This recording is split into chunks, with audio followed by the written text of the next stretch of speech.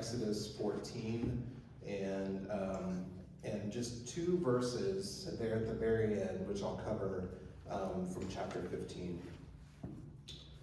So to begin, I'm going to do it a little bit different order, and I'm just going to open it up and see what you noticed and see if I noticed some of the same things, and then talk about it from there. What struck you about this story, this passage? Or what questions did it maybe bring up for you?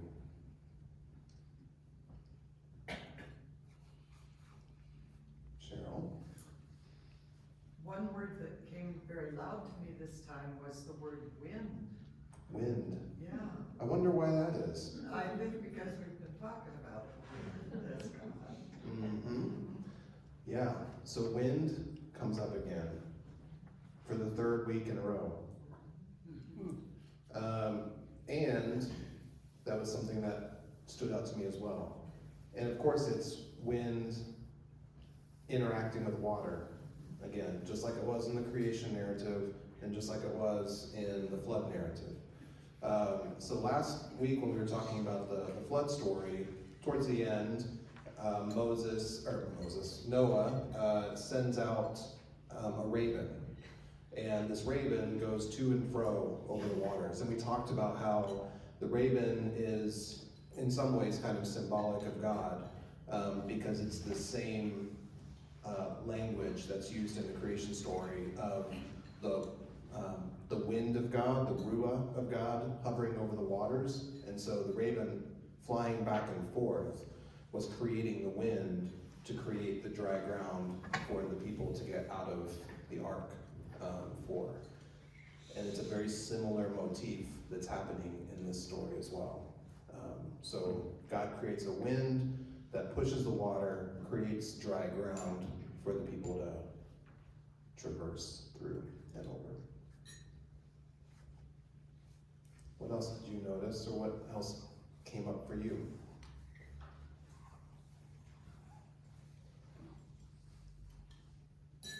Yeah, Laura. We have to see it to believe it, to have the faith. Yeah. They had to see it to believe it. Yeah. One of the things that really struck me that had never occurred to me as I was preparing for this, the Hebrew people did not, to this point, did not have a relationship with God.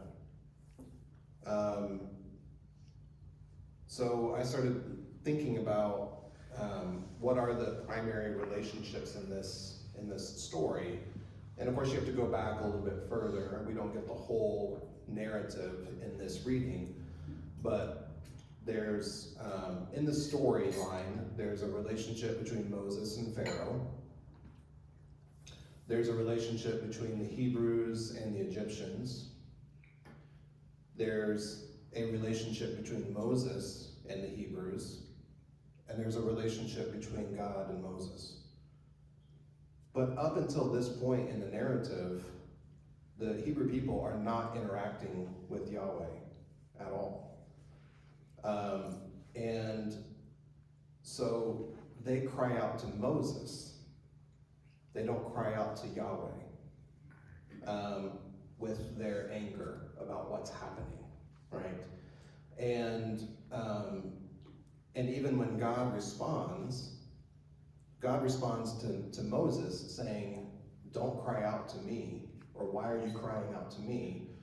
Which is an odd verse because nowhere in the narrative does Moses complain to God. It's the people complaining to Moses, and then God sort of talking to Moses, talking to the people, but directing it towards Moses, right? So like God's talking over Moses' head at the people because there's no relationship there yet, which I found that really, really fascinating. And so the people cry out with 3 questions. Do you remember what the 3 questions are? Why did you take us out of Egypt? Yeah, they're all around why did you take us out of Egypt? The first one is, was it because there were no graves in Egypt? Yeah. I mean, that one had gone over my head for years. What a way to phrase that question. What have you done to us? And is this not what we told you would happen? There's this sort of teenage, what's the word I'm looking for? Petulance. Yeah, it's like, we told you this would happen. Why are you doing this to us? And so they cry out in these three questions, and in that section, they mention the Egyptians 5 times. They mention Yahweh 0 times. And then Moses responds on behalf of God, right? Because he's leading these people. He tells them 3 different things to do or to not do. So the first one is do not fear. The second one is stand firm. And then the third thing is to see that your deliverance is coming. So Moses matches their 3 questions of anger with 3 responses, but they're not directly relating to the questions that they're posing to Moses, right? He's not telling us or the people why he did what he did. He's just saying, don't be afraid.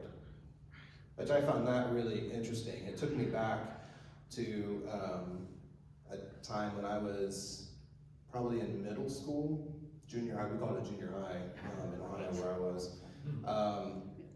But I came home from school and my parents weren't home, and I think I might have been locked out of the house or something like that. So I walked down the street to my friend's house, and so I was just down there hanging out, and a mutual neighbor across the street was heading up to the video store. Do you remember what those are?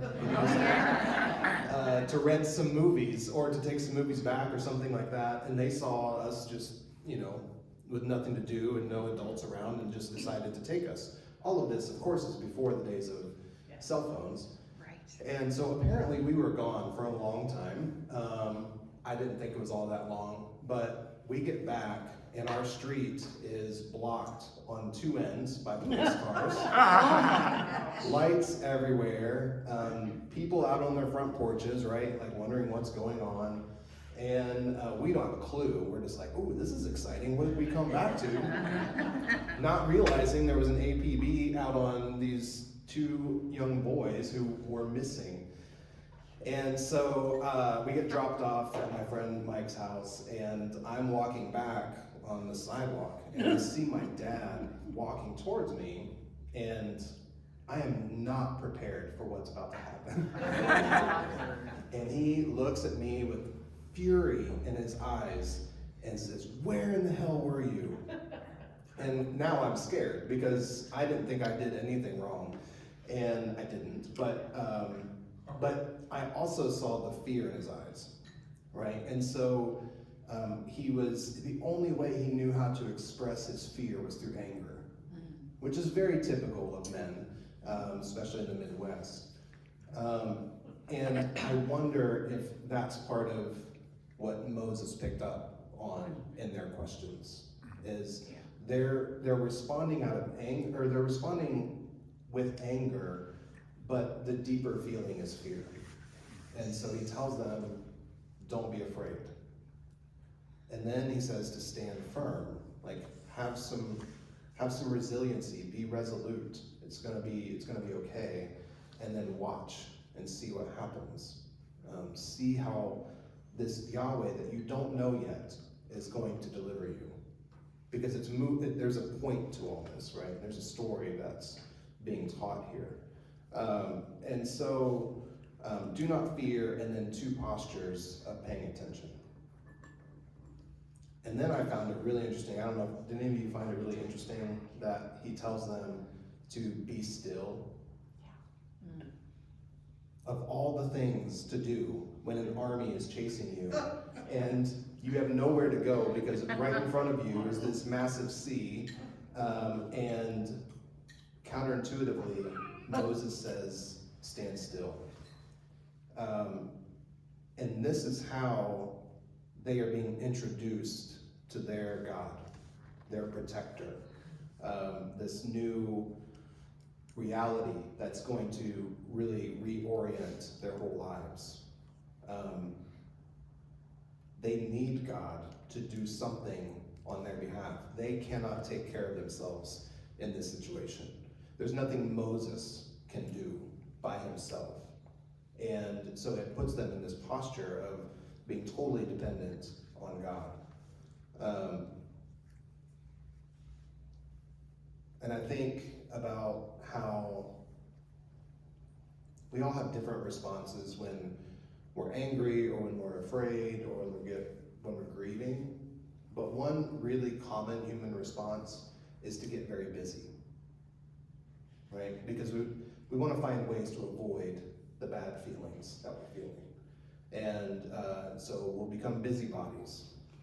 And sometimes that can lead to chaos. And so for Moses to tell them to stand still or just be still was a way of saying, kind of the kitschy, cheesy phrase, let go and let God, right? I'm sure we've all heard that, and I would imagine most of us have said that to ourselves or to somebody else. And then I thought about it a little bit further, and I was like, well, actually being still is a way of standing firm. Being still is actually a very profound and strong stance. When the winds want to blow you all kinds of different directions, or internally you want to go in all sorts of different directions, sometimes standing still is one of the strongest postures that we can take. And then the other thing that being still allows us to do is to watch. How many of you have ever tried watching wildlife out in the woods or from your backyard? How effective is it if you're like moving around? Not at all, right? Hardly effective when we're standing still, but it's impossible if we're moving around. And I think there's definitely something in that. What else came up for you? I don't know if it was the translation or not, but I always remembered it being a pillar of fire, and a pillar of cloud. And this was an angel of God and the pillar of cloud. And and again, I don't know if that's a particular translation, but I just hadn't remembered that, ever noticed that. Yeah. It's amazing. That was my next point. Literally says cloud and angel on my computer screen. You're so smart, Russ. That struck me too, because the pillar of fire is not in this particular part of the story. And I think it's just the section that we're given. I can't remember if the pillar of fire had to come before this. Yeah, there's a part where the pillar of fire is leading them. Right. Yeah, Yeah, that's the what cloud leads them during the night. It lights up the Yes, night. yes. And the cloud guides them during the day. But in this scenario, the cloud moves around behind them, right, as an angel, as a protector. And there's something mysterious about this cloud, because when the darkness comes, it still provides light. And I couldn't find a lot on that, but it made me think about vergers. Anybody been in a church that uses a verger? Anybody know what a verger is? Cathedral Who knows what a verger is? Need the custodian? No, that's a sexton. The Episcopal Church, we love to use words that come out of like Old English or whatever. So a verger is a person who leads a procession and carries a stick, a staff of some sort. It's not like a shepherd's staff, it's smaller usually. And they were literally there that when you were doing the procession, they had that stick in case they needed to knock people out of the way for your procession to go through. right? So think about Palm Sunday, for example. Churches in more urban settings will sometimes do this. They'll do a procession like around the block or something like that. I don't know, maybe something like that has happened here. But that was kind of the role of the verger. And then as the procession comes into the church, they're the ones who are leading the procession. It's fascinating. Not a whole lot of need for that anymore, but you know, a lot of riffraff don't usually come to church. Well, some do. Julie. I know. Yeah. Snuck in. Yeah, but that is a, and again, I think the motif in the story is that that God is the one who protects, right? So leading for sure, but then moving around behind and being that shield that protects the people.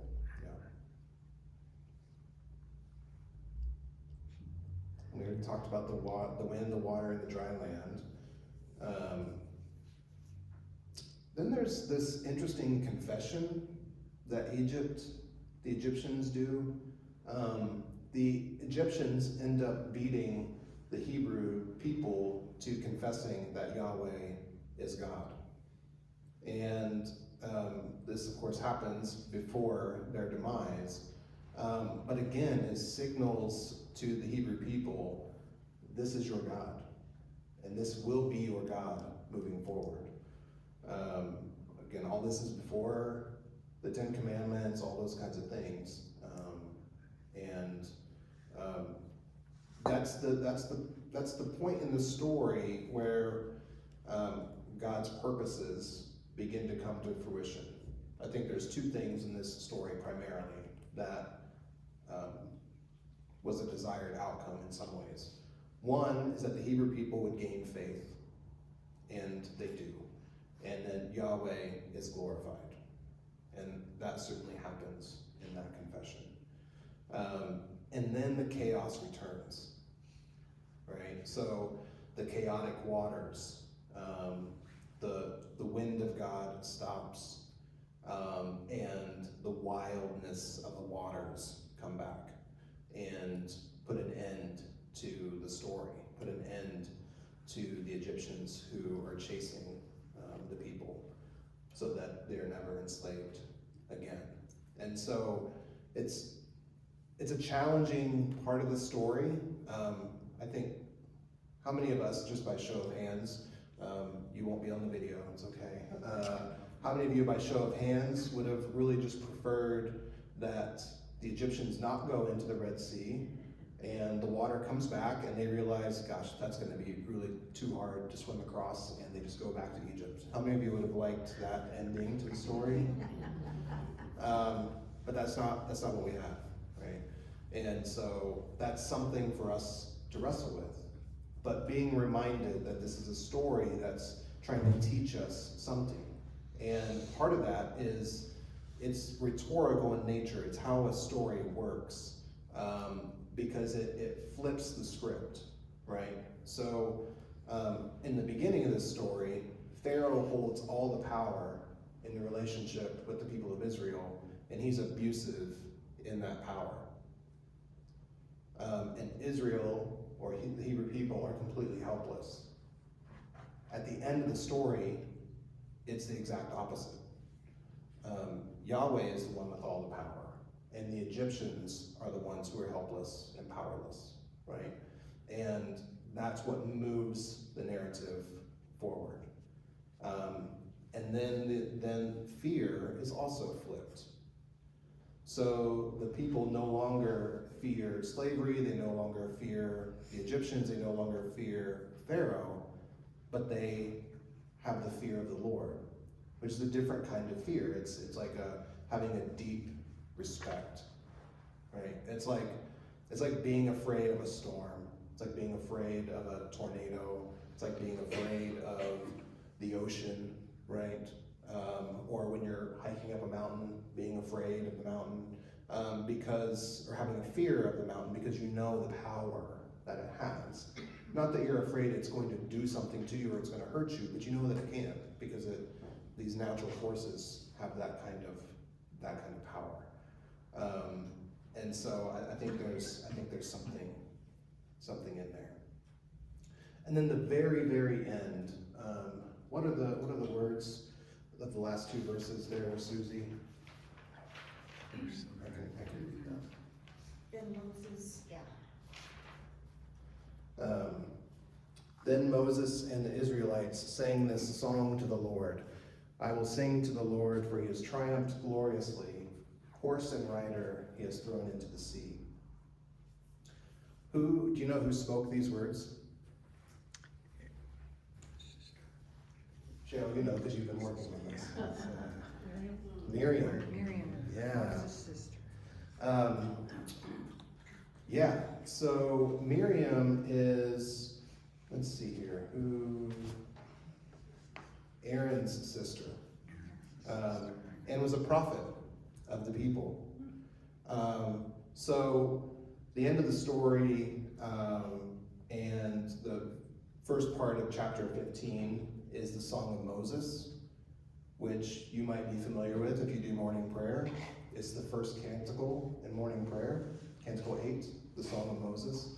And then it ends with the Song of Miriam. And she gets out a tambourine and they begin dancing and singing. And they sing this song of freedom.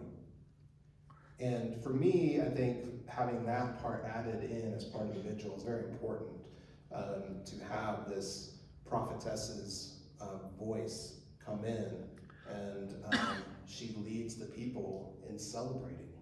Right? It's one thing for the story to end and for us to learn a lesson, but it's another thing to be able to give God the glory and to celebrate life, and to do that with dancing and celebration and being led by a woman prophet. I think is a very, very powerful way to end the story. So that's all I got. What else do you have? I have a question, Jonathan. Yeah. I think I heard you say that when the Israelites got to the sea, that was when they first became aware of God in their lives?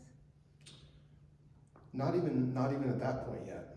Okay, it was after the... Yeah. So when they were in Egypt, were they not attached to God? I thought with Jacob and his sons moving there and... There might have, it wasn't Jacob, it was Joshua. So Joshua is the first one who's sold into slavery. Didn't Jacob move the family to Egypt under Pharaoh? That's what I'm thinking. Maybe centuries, years before that. Yeah, it was a long, long time ago. And so the people, like Yeah. Jacob's generation, that was the end of believing in God and following him?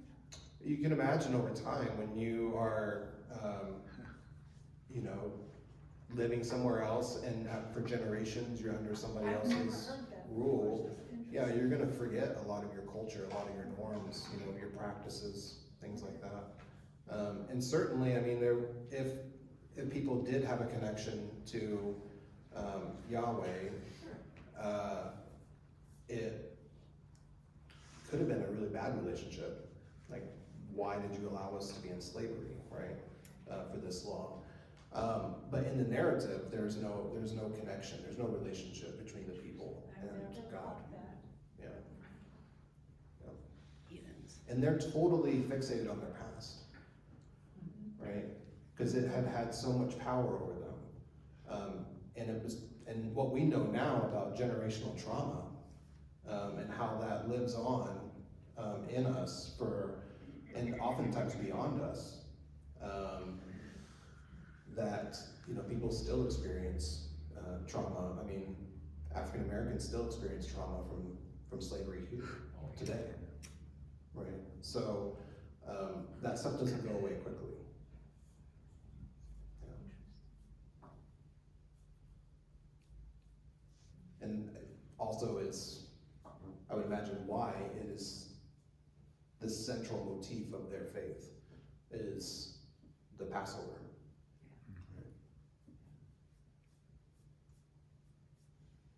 Anything else? Something Yeah, that Lauren? stood out to me, was when you said that God told the Israelites to be still. Mhm. It took me straight to when Jesus was in the boat and told the storm to be still. Mhm. So I didn't know if that was something that my crazy brain just did. No, that's exactly right. And so these motifs they pop up all the time in the Gospels, and we totally miss them because that's not our story. And so when Jesus calms the seas in the storm, the Jewish people they go to this story. They go to the creation narrative. It's like, oh, only God has power over the chaotic waters. So this must be God. Yeah. And then we just try to figure out, how did that happen, you know? Can somebody actually walk on water? Go ahead, Roger. Oh, I was gonna say, when we were in Egypt, we happened to talk to somebody who was talking about the proof that there should be of this all happening. Mm-hmm. And he said it's because it happened 200 years earlier. And so they've been looking for the wrong stuff. Mm-hmm. I thought that was really interesting. Yeah. Well, and we talked about this a little bit last week, how do we read these stories? Do we read them as factual accounts of things that happen, or do we read them more like myths and fairy tales that they're intending to try to teach us something? I think we get a lot more out of it if we move away from this is how this could happen scientifically. I remember having a course in undergrad where a professor was explaining how this would have happened, and it's the Red Sea is actually a mistranslation. The sea should have been the Reed Sea, which is a much smaller, more manageable body of water, and theoretically, if a big wind came, that there would be dry ground to walk on. And I was even thinking at that time, I was like, gosh, you're really stretching this thing a little too far. You're having to work too hard to try to explain it, and if we have to do that, then I think we need to take a step back and ask, what's really going on? It doesn't affect my faith one way or the other, whether it actually factually happened this way or not. But